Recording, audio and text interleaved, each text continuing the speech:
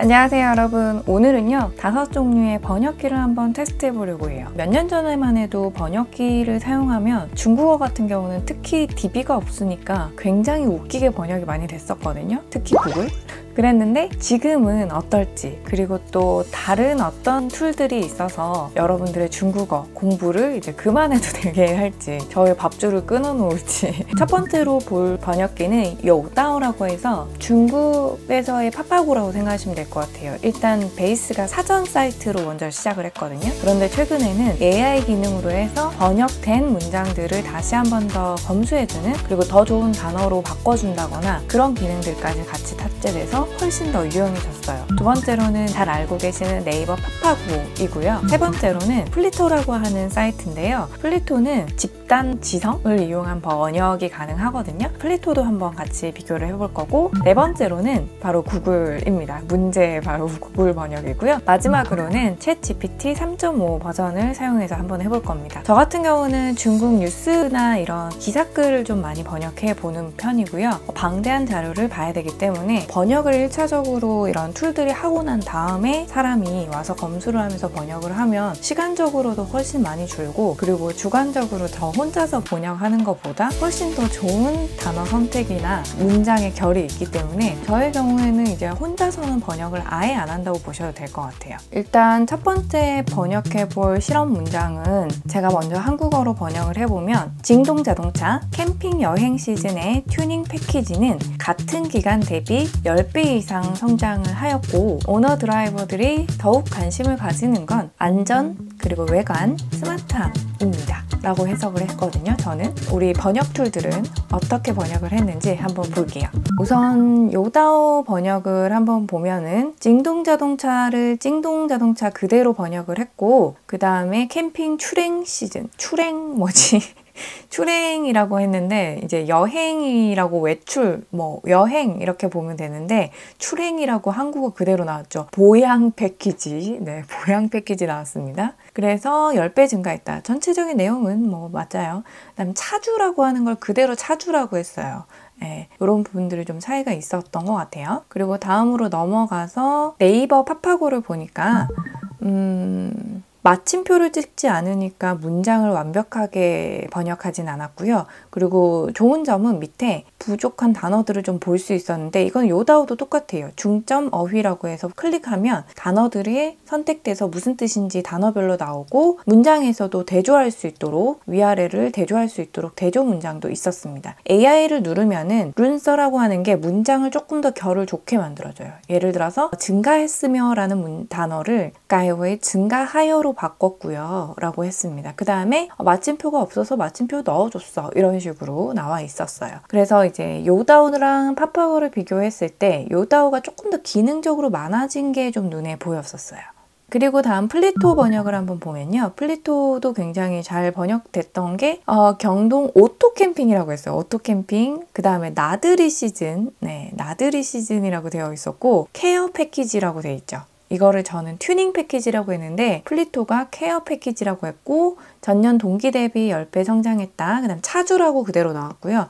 안전, 미관, 스마트함 이렇게 같이 번역을 해줬어요. 그리고 다른 번역가에게 요청하거나 다른 집단지성을 이용할 수 있는 그런 부분들이 좀 있기 때문에 그런 좀 기능 면에선 차이가 있겠죠. 그 다음에 구글 번역 한번 보겠습니다. 네, 벌써 사고 치죠. 첫 번째, 징동 치처를 JD.com으로 그냥 바로 자기네들이 많이 쓰는 표현이겠죠. 그렇게 가져왔고, 자동차 캠핑 및 여행 시즌 유지관리 패키지라고 있어요. 유지관리 패키지. 네, 유지관리 패키지가 좀 더 정확해 보이기도 하나, 자동차 소유자가 라고 했어요. 차주를 소유자라고 해석했네요. 그 다음에 안전, 아름다움 및 지능이라고 그대로 해석하면 정말 하수잖아요. 사실 이게 스마트잖아요. 그래서 그런 부분들에 더 관심을 기울이면서, 그 다음에 문장 어순이 바뀌었어요. 전년 대비 10배 증가했다. 무엇이 10배 증가했다는 건지, 네, 아무튼 이런 식으로 구글은 번역이 되었습니다. 그리고 다음은 챗GPT를 보면은 중국 전자상거래 플랫폼인 JD에서라고 나왔어요. 이게 뭐죠? 뭐예요? 설명을 앞에 넣어준 거예요. JD라고 그냥 그 회사 이름 그대로 가져오는데 그 앞에다가 아예 없던 내용이 들어간 거예요. 그리고 자동차 캠핑 여행 시즌 유지보수 패키지. 수요가라고 넣어줬어요. 수요라는 말은 없었는데 문맥상 맞는 주어를 갖고 온 거죠. 10배 증가했고 차주들은 더 많은 안전, 아름다움 및 지능에 관심을 가지고 있다. 그러니까 지능이 조금 아쉽긴 한데요. 그래도 앞에 부분에서 정확하게 문맥을 이어줄 수 있는 주어를 가져오거나 JD.com에 대한 설명을 넣어준 부분에서 저는 챗GPT 되게 똑똑하다는 생각을 했습니다. 두 번째 목표 문장은요. 이번에는 한국 기사예요. 눈여겨볼 포인트는 장재환 감독이라는 한국 사람들의 이름들이 있어요. 배우 이름도 있거든요. 최민식 배우님, 김고은 배우님, 이도현 배우님 이름들이 어떻게 번역되는지 볼 거고 그 다음 파묘라는 이 영화 제목 정확하게 어떻게 번역이 될지 그 부분들도 좀 궁금합니다. 그리고 여기서는 한국 회사 이름이 쇼박스라든지 뭐 슈퍼 IP라는 부분들이 나오거든요. 이런 것들을 좀 중점으로 해서 한번 같이 보면 좋을 것 같아요. 일단 요다오 번역에서 보니까 장재환 감독이 있나 봐요. 데이터에. 그래서 새 영화 파묘를 준비 중이다. 그대로 나왔고요. 최민식 배우님 그대로 나왔고 가을 촬영을 목표로 하고 있다. 그 다음에 2022년 8월 10일 이지현 누구죠? 김고은 배우는 그대로 나왔네요. 그 다음에 유혜진 님도 나왔고요. 그죠? 출연을 확정 지었다. 그 다음에 한국투자배급사 쇼박스가 공개한 슈퍼 IP 작품 중 하나이다. 이렇게 다 했어요. 이지연님 빼고는 뭐 나쁘지 않아 보이는 부분이네요. 그 다음 계속해서 보면 파파고에서 보니까 장재환 감독, 그 다음에 뭐 파묘 작업을 준비 중이다. 나쁘지 않죠. 최민식 배우는 나왔고요. 이도현이 안 나오네요.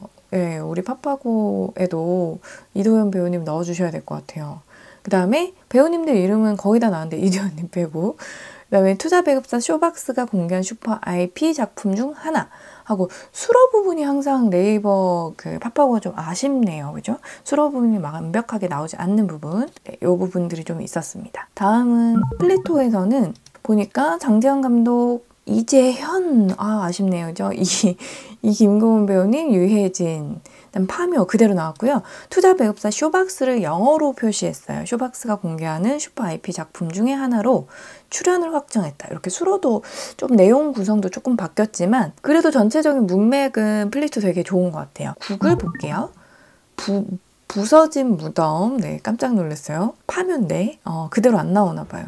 이대현 누구지? 네, 그 다음에 배우 유혜진은 출연을 확정했고 이 영화는 슈퍼 IP 중 하나다. 끝났어요. 갑자기 한국의 투자 배급사 쇼박스가 공개한 작품. 그러니까 어순이 이게 완전히 비틀어진 느낌이 드는 거죠. 이 부분은. 구글 번역은 이렇게 조금 어순이 많이 아쉬운 부분이 났네요. 그래서 저는 플리토가 이번에 굉장히 괜찮았던 것 같아요. 파묘라는 것들을 전부 다 나타냈는데 구글만 좀 잘못됐던 것 같고요. 그 다음에 챗 GPT는 어떻게 번역을 하는지 한번 볼게요. 새 영화 포무 아쉽다 그죠? 파묘인데 문장이 좀 이어지는 게 되게 매끄럽게 잘 나오는 것 같아요. 그 다음에 이다힌 누구시죠? 이다힌 김고은 님이 출연 확정했고 9월 29일 유혜진 배우님 나왔고 그 다음에 투자 배급사인 쇼박스 한글로 바꿔줬네요. 공개한 슈퍼 IP 작품 중 하나다. 영화 제목만 좀 다르게 나왔으면 챗 GPT가 플리토보다 훨씬 나았을 것 같은 느낌이 드는 내용이네요. 그 다음 마지막으로 세 번째 도전해볼 문장은요. 내용이 좀 난해한 부분이 있는 데다가 잡지 이름 네이처가 들어가야 되고 딥마인드, 딥러닝 모델, 알파폴드 뭐 이런 것들이 나올 텐데요. 영어가 중국어로 번역된 데다가 그걸 다시 번역해와야 되는 번역을 통통통 해야 되는 그런 부분이 좀 어렵게 느껴질 것 같은데 이런 것들을 어떻게 번역하는지 한번 같이 볼게요. 먼저 요다오는 정확도가 기존 방법보다 50%나 높다. 맞고요. 네이처지 번역 제대로 됐죠. 그죠? 그 다음에 구글 딥마인드라고 해서 뒤에 가로쳐서 좀 더 상세하게 번역을 좀 도와줬고요. 새로운 딥러닝 모델 알파폴드라고 해서 또 영어로 다시 넣어놨어요. 이런 설명적인 부분들 되게 좋네요. 대한 3가지 주요 논문은 생물학적 분자 구조 예측 분야에서 물리적 도구에 기반한 AI 시스템을 능통한이라고 했어요. 첫 번째 논문이다.